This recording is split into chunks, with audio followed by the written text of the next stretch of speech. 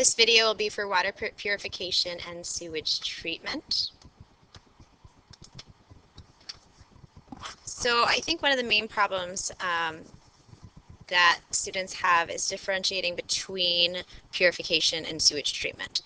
So water purification happens before the water comes to your house. So this is just showing you the way that water is purified, and you can see here.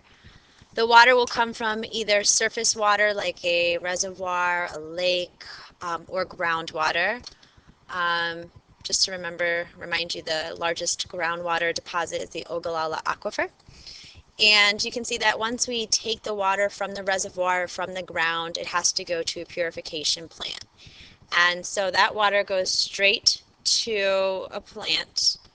And one of the first things that happens is the water goes through mechanical processes, like a series of screens, and the solid materials are filtered out. So it goes through a series of screens to remove the debris. Then it's going to go to a building where aluminum sulfate is going to be put into the water. It will cause any solid materials to clump out. So aluminum sulfate will be added to the water, and then the suspended large particles will be able to clump out, whether it's through settling tanks or another series of screens. And then the water is going to go to a chlorination building. And the reason why the water is chlorinated is so that all the bacteria and microorganisms are killed that could possibly be in the water. And we also leave some chlorine in that water so that it will kill any bacteria or microorganisms on the way to your home.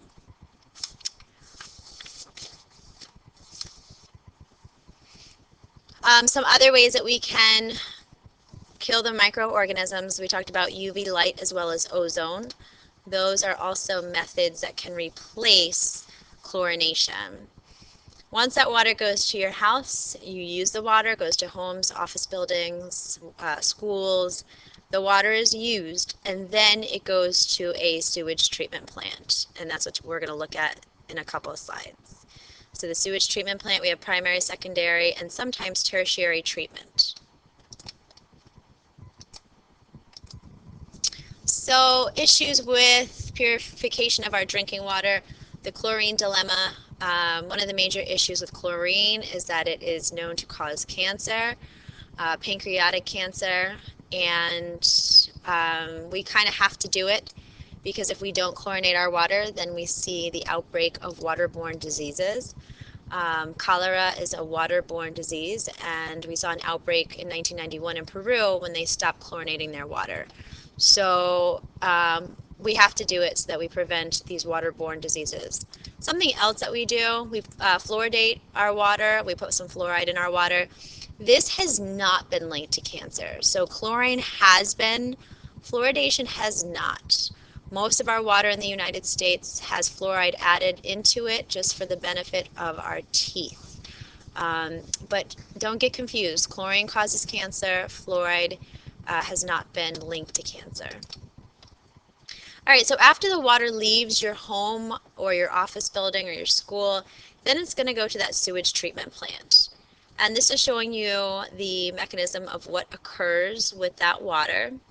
First of all, wastewater is any water that was used by humans, can come from homes, industries, storm runoff. In many developing countries, simply take this wastewater and put it into either rivers or streams or oceans. But in highly developed countries like the United States, we are going to clean it out before we put it back into the environment.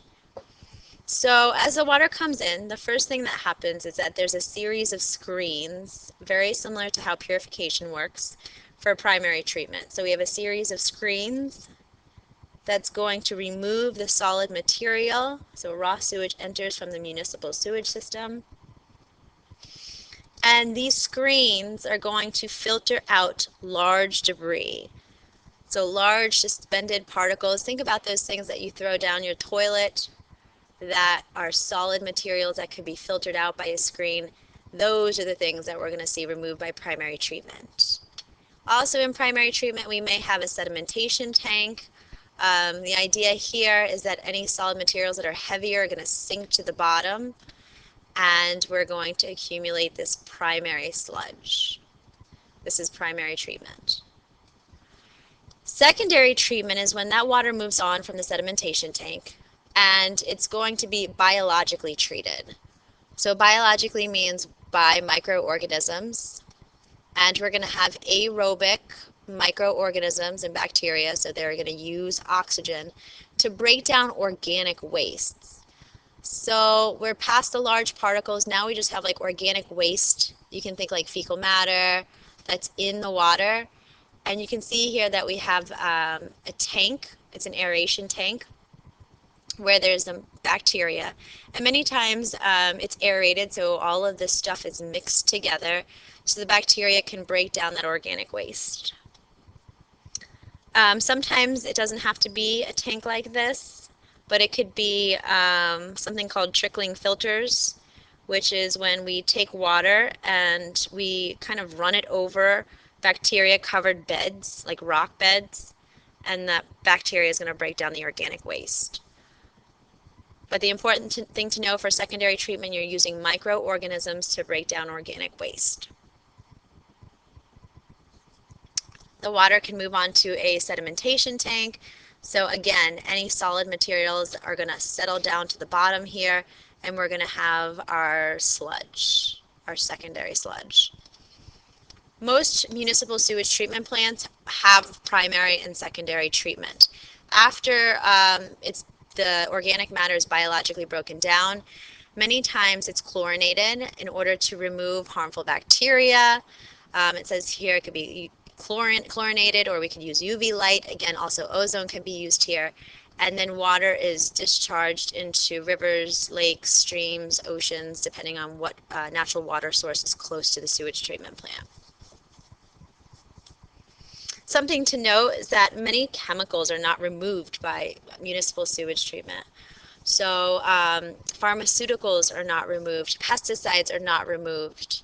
So even though we are cleaning out the water, we're still going to end up with some of these chemicals that are going into our natural areas. And so it could harm aquatic life. If that water is going to be redrawn up for drinking water or for irrigation, it could be on our crops, it can enter into our bodies.